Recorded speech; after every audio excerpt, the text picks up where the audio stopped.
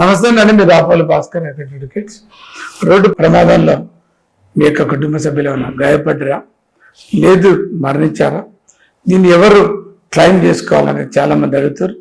చనిపోయినటువంటి ఒక వ్యక్తి యొక్క భార్య చనిపోతే భర్త, భర్త చనిపోతే భార్య, లేదు వాళ్ళకు ఉండబడేటటువంటి తల్లి తండ్రులు, లేదు ఆయనకు ఉండబడేటటువంటి కొడుకులు బిడ్డలు ఎవరైనా ఈ డ్యామేజ్ సూట్ నష్టపరిహారం కోసం దావా వేయవచ్చు. మరి అనేది చట్టం మోటార్ వెహికల్ యాక్ట్ 1988 చెప్తా ఉంది. దానికి సంబంధించినటువంటి ఆదాయం అంతా చనిపోయినటువంటి ఒక వ్యక్తి యొక్క ఆదాయాన్ని బట్టి క్లెయిమ్ అనేది మంజూరు చేయబడుతుంది.